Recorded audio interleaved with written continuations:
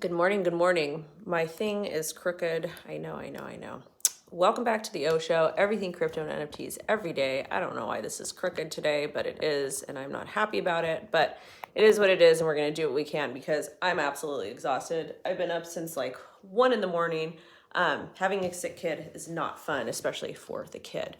So Lo is doing a little bit better, which I'm super excited about. But I'm here. It's Saturday. Anyways, let's kind of talk about what's going on with the Bitcoin spot ETFs and what this means for the entire market, because I don't think a lot of people anticipated or really thought this through. I just thought a lot of people got excited about the Bitcoin spot ETF getting listed, making Bitcoin essentially more legitimized, but they didn't really think about the after effects because let's face it, going back to 2008 when we had the housing crash and everybody, was freaking out, people lost their homes. It was a very, very horrible time in American history. That's essentially why Bitcoin was created. And a lot of people have the speculation that Bitcoin was created by, three-letter government agency. I don't believe that. I've talked to quite a bit of many early miners. Bitcoin was created for the people by the people. Thank you so much, Kenny. I appreciate it. And people will start buying XRP again too. I can't wait for XRP to pump because the XRP community deserves it. And hopefully we do get that XRP spot ETF. And remember, we did a video yesterday about the what Larry Fink said. Okay, so before we get into what's going on with Blackrock and Bitcoin, kind of want to remind you, yesterday, Larry Fink went on TV and basically saying how excited he was that the Bitcoin spot ETF got approved. And then he's hoping that we can get an Ethereum spot ETF, XRP spot ETF. That was previously before, but yesterday he hit hard on Ethereum. The reason why he hit hard on Ethereum is because of real world assets, RWAs. It's basically it's basically an NFT. That's really what it is. But I think for more valuable RWAs, we're going to be able to see that on Bitcoin because it's just a completely different mechanism. But we're not necessarily here to talk about that. But the interesting thing Larry Fink said was that RWAs essentially stop fraud. It stops wrongdoing. It stops bad behavior because you can literally prove that somebody owns something. Okay. And then that's where we kind of segue into the CBDC and then the world coin and, complete utter world domination, like in our Saturday morning cartoons. I know this is kind of like it. So anyways, I don't want to go too deep down that rabbit hole, but it's something that you guys should think about because now these people are in power. Also too, streaming in the house because it's a bit cold outside. I don't want to get sick because my kid's sick and I got to be able to take care of her. But a lot of people are really pressed about Bitcoin's price going down. So there's a couple reasons why I think Bitcoin price going down. Well, number one, we knew for a fact that we were going to get an answer regarding the Bitcoin spot ETF the 8th through the 10th of January. We also know that per the Grayscale court decision, Grayscale won, and the court's like, you have to prove the Bitcoin spot ETF. You can't make it horizontal because I have it the other way because I'm just a crazy person today. That's just what we do on this channel. But anyways, so the courts told SEC, you're out of line, you're wrong, we're going to do what we want to do.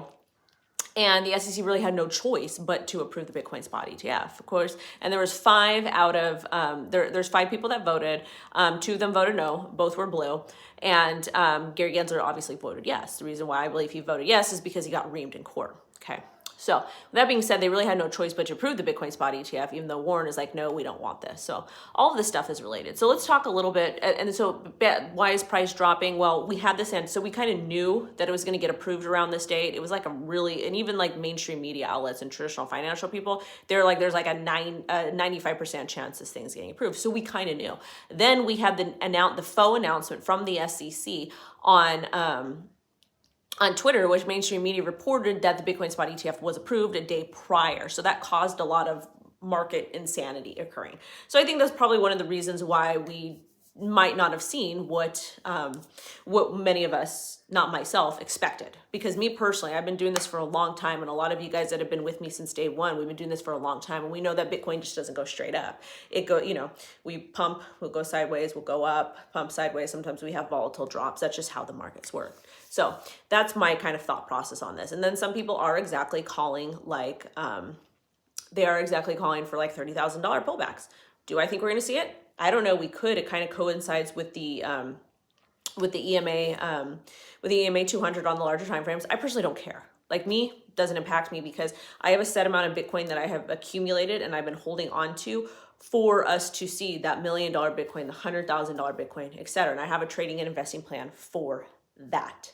And I have different parts of my portfolio that are allocated differently, okay? And that's why we talk heavily about a trading and investing journal. So let's talk about some interesting statistics about the Blackrock ETF, how much Bitcoin BlackRock owns. And also too, with the Bitcoin spot ETFs, those markets are closed. Those are the ETFs trade banker hours, okay? So it's a completely different ball game essentially coming into Bitcoin. Yes, we did have futures, which were Bitcoin futures that are approved, which is a little bit different, but the volume that we're seeing is absolutely insane. So let's go ahead and talk about this too. So as of yesterday, BlackRock holds 11,439 Bitcoin, equivalent to $497 million. That's how much they're holding now for their people. That's just BlackRock. And IBIT it hit $1 billion in volume the first day. I believe it was the first day. There was a total of 11 ETFs listed. And on the first day, 700,000 trades took place, which incapacitated, not incapacitated, but which kind of equaled $4.6 billion in total volume. And that's just the first day. Okay, so there's a lot of interest in this. And we talked about it yesterday. I don't have the statistic in front of me, but the first day of the Bitcoin spot ETF was actually more successful than gold ETF launch in 2 years. So a lot of people were anticipating this. We know this, okay? Also, too, some very interesting things that if you're brand new to the channel, thank you for being here. And again, you guys smash the like, get the likes up so we push this out. So first off, some interesting things is that obviously the Bitcoin spot ETF, that product is only going to trade between banker hours. So keep that in mind. And that could very greatly impact your trading and investing plan if you're somebody who's actively trading, because we don't necessarily know how the markets are going to react when we open back up on Monday. And actually, I don't know if we're going to be open or not Monday because it's MLK Day. So I don't trade stocks. I don't do any of that stuff. So you have to keep that into consideration if you're someone who's actively trading. Now, let's talk a little bit about supply and demand, basic econ 101. So Bitcoin is a fixed asset. We have 21 million Bitcoin that will ever be present.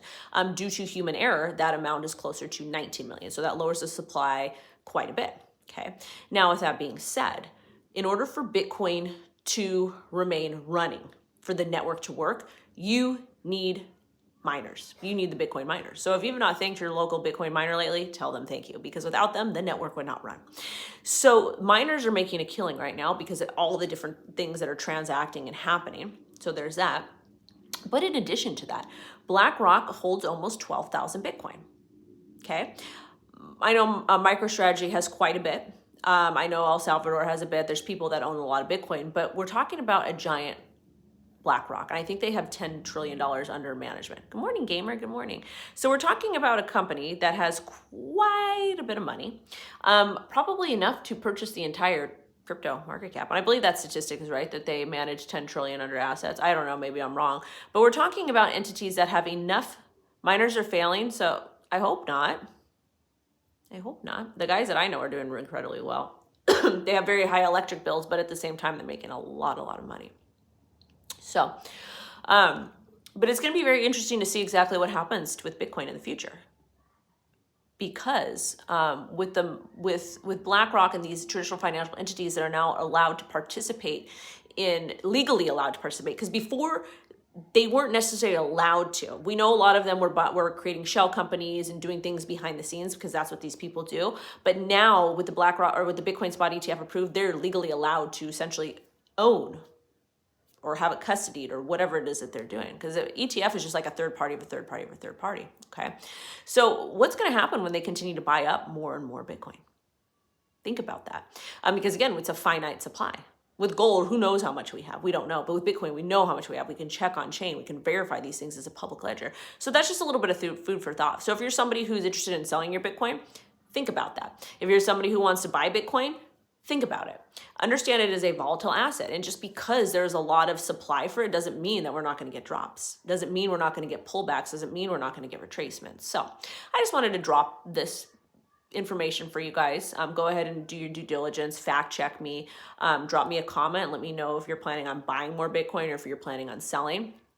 And just thank you guys for spending this Saturday morning with me, sending you all love and light. I hope you and your families are feeling well. I hope nobody gets sick. And please remember to drink lots of water and drink your chicken bone broth in the morning. Thank you guys for watching, and hopefully we'll get these likes up to about 1,000 later. Bye-bye.